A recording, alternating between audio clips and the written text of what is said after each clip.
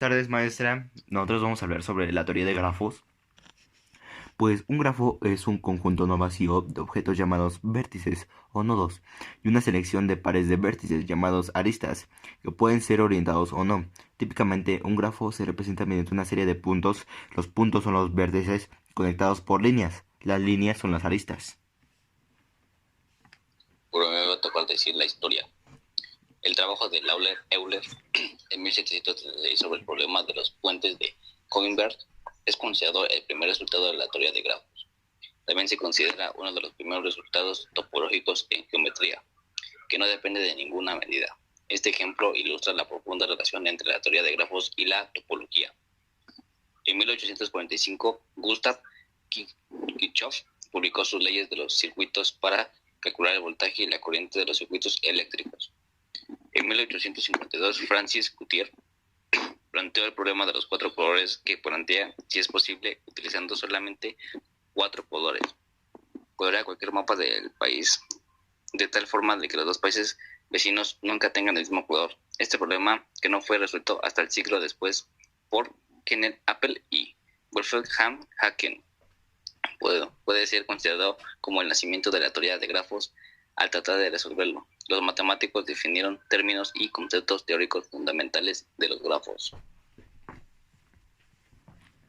Bueno, a mí me toca la estructura de datos en la representación de grafos. Existen diferentes formas de almacenar grafos en una computadora.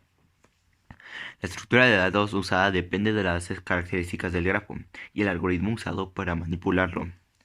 Entre las estructuras más sencillas y usadas se encuentran las listas y las matrices, aunque frecuentemente se usa una combinación de ambas. Voy a hablar también de la estructura de lista. Está la lista de incidencia y la lista de adyacencia. También las estructuras matrizales. Existe la matriz de incidencia y la matriz de adyacencia. Pero a mí me toca decir las definiciones, que las definiciones tienen vértices, el grafo, subgrafo y aristas dirigidas y no dirigidas. Se consideran las características de grado positivo o negativo de un vértice B y se indica como V, como la cantidad de aristas que llegan o salen de él. Para el caso de grafos no orientados, el grado de vértice es simplemente la cantidad de aristas indicentes a este vértice. Por ejemplo, el grado positivo, salidas de D, es 3, mientras que el grado negativo, llegadas de D, es 0.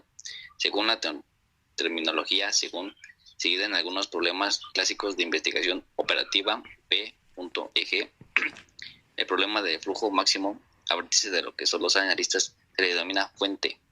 En el ejemplo anterior, el vértice D tiene grado negativo 0. Por el contrario, de aquellos que los que tienen solo entrada a aristas se les denomina pozo o sumidero.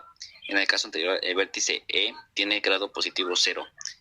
A continuación se presenta la implementación a menudo y grafos no dirigidos y de grafos dirigidos. En los dos casos, las especificaciones incluyen, además de las operaciones generadoras, entre otras operaciones auxiliares. Bueno, a mí me tocan los ciclos y caminos hamiltonianos. Un ciclo es una sucesión de aristas adyacentes, donde no se recorre dos veces la misma arista, y donde se regresa al punto inicial. Un ciclo hamiltoniano tiene además que recorrer todos los vértices exactamente una vez, excepto el vértice de la parte y al cual llega. Por ejemplo, en nuestro museo grande, al estilo del Louvre, lo idóneo sería recorrer todas las salas de una sola vez. Esto es buscar un ciclo hamiltoniano en el grafo que representa el museo. Los vértices son las salas y las aristas los corredores o las puertas entre ellas.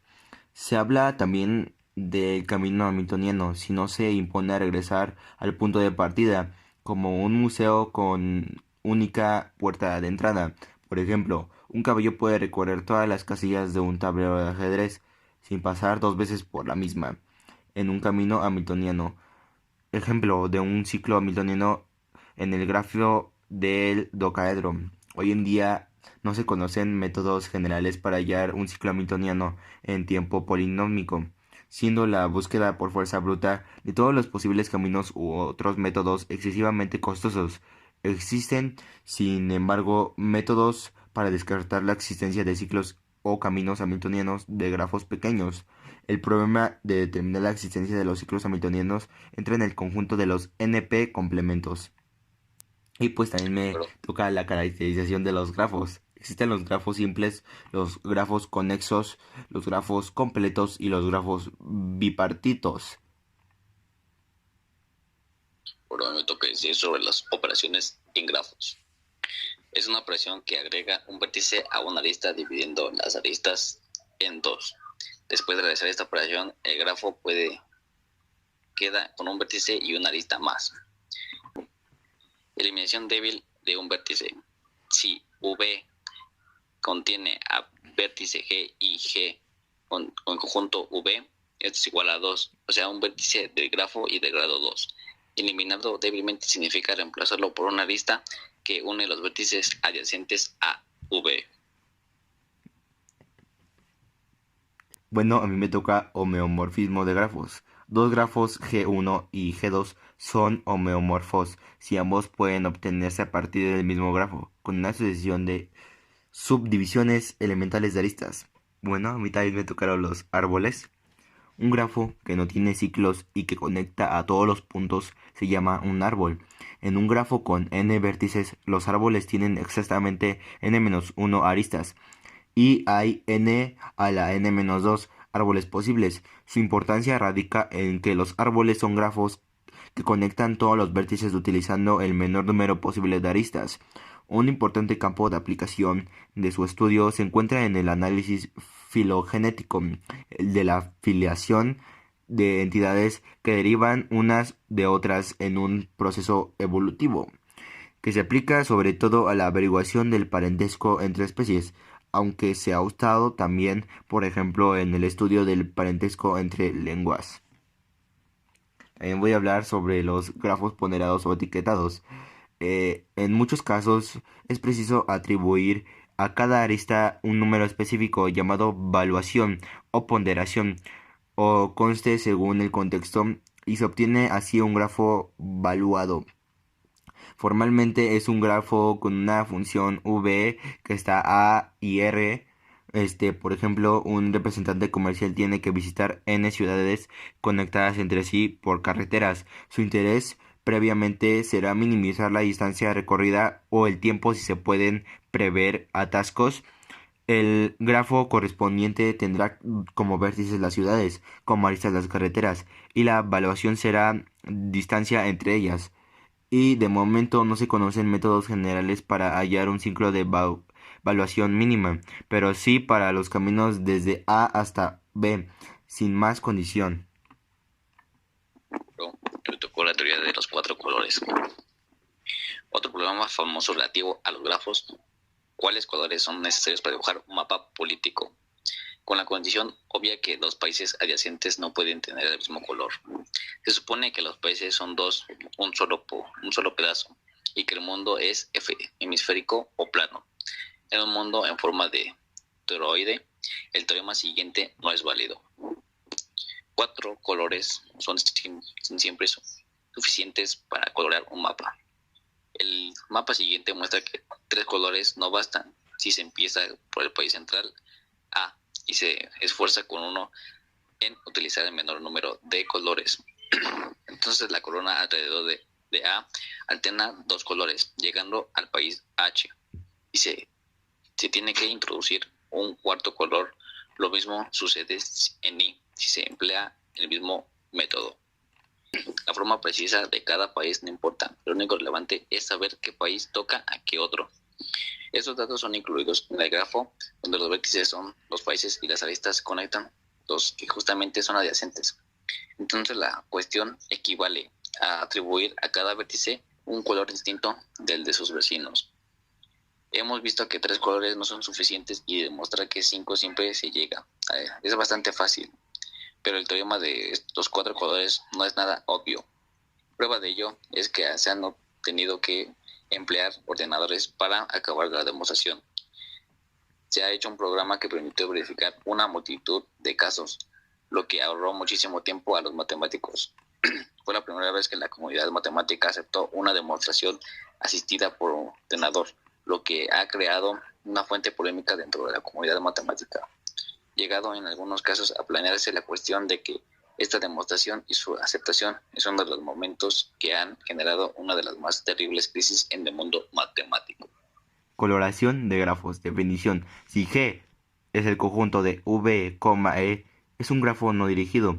Una coloración propia de G ocurre cuando coloreamos los vértices de G, de modo que si A, B es una arista en G, entonces A y B tienen diferentes colores, por lo que tanto los vértices adyacentes tienen colores diferentes. También me toca los grafos planos. Cuando un grafo o multigrafo se puede dibujar en un plano sin que dos segmentos se corten, se dice que es un grafo plano. Un juego muy conocido es el siguiente. Se dibujan 3 casas y 3 pozos. Todos los vecinos de las casas tienen como el derecho de utilizar los 3 pozos. Como no se llevan bien en lo absoluto, no quieren cruzarse jamás. Es posible trazar los 9 caminos que juntan las 3 casas con los 3 pozos sin que haya cruces. Cualquier disposición de las casas, los pozos y los caminos implica que la presencia de al menos un cruce sea Kn, el grafo completo de n vértices Kn. P es el grafo bipartido de n y p vértices. El juego anterior equivale a descubrir si el grafo bipartito completo de K3,3 es plano, es decir, si se puede dibujar en un plano sin que haya cruces, siendo la respuesta que no. En general puede determinarse que un grafo no es plano si en su diseño puede encontrarse una estructura análoga, conocida como menor a K5 o a K3,3. Establecer que grafos son planos no es obvio, y es un problema que tiene que ver con topología. El diámetro es un grafo de la distancia entre dos vértices, es el menor número de aristas de un recorrido entre ellos. El diámetro es una figura como un grafo. Es la mayor distancia entre dos puntos de la misma. El diámetro de Kn es 1 y el de los Kn.P es 2. Un diámetro infinito puede significar que el grafo tiene una identidad de vértices o simplemente que no es contexto. También se puede considerar el diámetro promedio, como los promedios de las distancias entre los dos vértices. Aplicaciones. Gracias a la teoría de grafos se pueden resolver diversos problemas, como por ejemplo la síntesis de circuitos secuenciales, controladores o sistema de apertura. Se utiliza para diferentes áreas, por ejemplo, dibujo computacional en toda el área de ingeniería. Los grafos se utilizan también para modelar proyectos como el de una línea de autobús a través de las calles de una ciudad, en el que podemos obtener caminos óptimos para el trayecto aplicando diversos algoritmos, como puede ser el algoritmo de Floyd. Para la administración en proyectos utilizamos técnicas como PERT o PERT, en las que se modelan los mismos utilizando grafos y optimizando los tiempos para conectar los mismos. Bueno, muchísimas gracias, maestra. Eso sería todo de nuestra exposición de mi compañero GU y su servidor Ángel David. Bueno, espero que tengamos una bonita calificación y que le vaya bien en el próximo semestre.